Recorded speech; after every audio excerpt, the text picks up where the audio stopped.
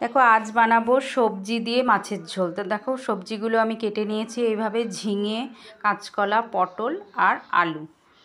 চলো গ্যাসে আমি কড়াইটা বসিয়ে দিয়েছি।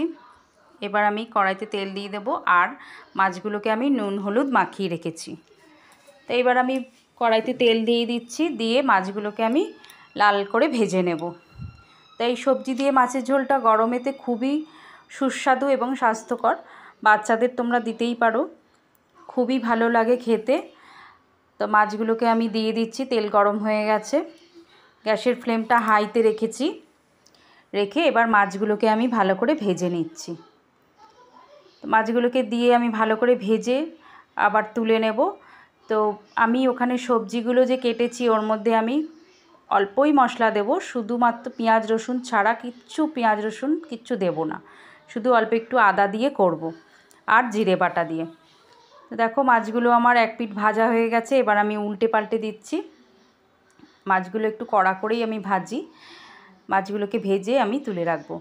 তো তোমরা আমাদের চ্যানেল দেখে যার যার আমার রেসিপি ভালো লাগবে প্লিজ লাইক কমেন্ট করো, কে কোথা থেকে দেখছো সেটাও আমাকে লিখো, তাহলে আমার আরও একটু উৎসাহ বাড়বে, রান্নার প্রতি আরও উৎসাহ বাড়বে।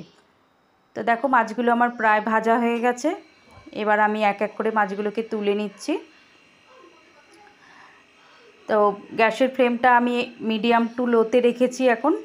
আর ওই তেলের মধ্যেই অল্প সামান্য আর একটু তেল অ্যাড করছি, যেহেতু অনেকগুলো সবজি রয়েছে, ভাজতে একটু তেল লাগবে। তো দিয়ে দিচ্ছি 1 চামচ জিরে, গোটা জিরে দিয়ে দিয়েছি। গোটা জিরেটা একটু ভাজা ভাজা হবে, একটু সুগন্ধ বেরোবে, তারপরে আমি দিয়ে দেবো এখানে কেটে রাখা আলুগুলোকে। তো আলুগুলোকে দিয়ে দিচ্ছি, সব আলুগুলোকে দিয়ে দেবো, আলু আর পটলগুলোকে দিয়ে দেবো। যেহেতু কাঁচকলা আর ঝিঙে তাড়াতাড়ি নরম হয়ে যায়, তার জন্যে আগে শুধু পটল আর আলুটাকেই ভেজে নেব। ভালো করে ভেজে নিচ্ছি। তোমরা চাইলে এর মধ্যে পেঁয়াজ দিয়েও করতে পারো, তাতেও ভালো লাগে, কিন্তু ঝিঙেতে পেঁয়াজ খুব একটা ভালো লাগে না। আর পটল আলুগুলোকেও আমি ভালো করে ভেজে নিচ্ছি, তারপরে আমি অল্প অল্প করে সবজি অ্যাড করব।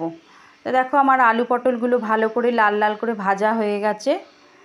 এবার আমি এর মধ্যে দিয়ে দেবো কাঁচকলা আর ঝিঙে। কাঁচকলা আর ঝিঙে আমি একসাথেই দিয়ে দেবো, যেহেতু দুটোই নরম জিনিস, কাঁচকলাও তাড়াতাড়ি সেদ্ধ হয়ে যায় আর ঝিঙে তো অল্পতেই গলে যায়। এবার আমি ভালো করে ওই তেলেতেই ভালো করে একটু ভেজে নেব কাঁচকলাগুলোকে আর ঝিঙেগুলোকে। তো চলো ভেজে নিই। তারপরে আমি দেখো সব সবজিগুলো আমার প্রায় ভাজা হয়ে গেছে ভালো করে। এবার আমি এর মধ্যে দিয়ে দেবো 1 চামচ হলুদ গুঁড়ো। তো হলুদ গুঁড়ো দিয়ে দিয়েছি, দিয়ে আবারও একটু ভাজা ভাজা করে নিচ্ছি, মিশিয়ে নিচ্ছি সবজিগুলোর সাথে। হলুদ দিয়ে মিশিয়ে নিয়েছি। এবার আমি এর মধ্যে এক এক করে মশলা অ্যাড করব। দিয়ে দিচ্ছি 1 চামচ লবণ। লবণ দিয়ে আবারও বেশ কিছুক্ষণ মিশিয়ে নিচ্ছি। লবণটা আমি আগে অ্যাড করিনি, যেহেতু ঝিঙে থেকে জল বেরিয়ে যাবে তার জন্য। আর দিয়ে দিচ্ছি এর মধ্যে 1 চামচ জিরে গুঁড়ো আর 1 চামচ লঙ্কার গুঁড়ো দিয়ে আর একটু সামান্য পরিমাণ আদা দিয়েছি। দিয়ে এবার মশলাটাকে ভালো করে কষিয়ে নেব, মিনিট 3 ধরে কষিয়ে নিচ্ছি। দেখো মশলা থেকে আমার তেল ছাড়তে শুরু করেছে। দিয়ে দিচ্ছি অল্প সামান্য জল দিয়ে আর একটু ভালো করে মিশিয়ে নিচ্ছি। এবার আমি দিয়ে দিচ্ছি, যতটা ঝোল রাখবো ততটা জল আমি অ্যাড করছি। তো তোমরা তোমাদের পরিমাণ মতন জল অ্যাড করবে। এবার দেখো যতটা ঝোল রাখবো আমি জল অ্যাড করে দিয়েছি। দিয়ে এবার আমি ঢাকনা চাপা দিয়ে দেবো। 3-4 মিনিটের মতন ঢাকনা চাপা দিয়ে রাখবো, ঝোলটা ফুটতে দেবো আর আলু সব সবজিগুলো যাতে ভালোভাবে সেদ্ধ হয়ে যায়। তো 4 মিনিট পরে আমি ফিরে এসেছি। দেখো সবজি আমার প্রায় সেদ্ধ হয়ে গেছে।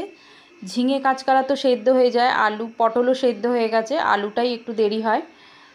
তো দেখো সবজি আমার প্রায় ঝোলটা রেডি হয়ে গেছে। মাছের ঝোলটা প্রায় মানে পুরো ফুটে সব সেদ্ধ হয়ে গেছে সবজি। এবার আমি মাছগুলোকে ওর মধ্যে অ্যাড করে দেব। সব ভেজে রাখা মাছগুলো আমি এর মধ্যে দিয়ে দিচ্ছি।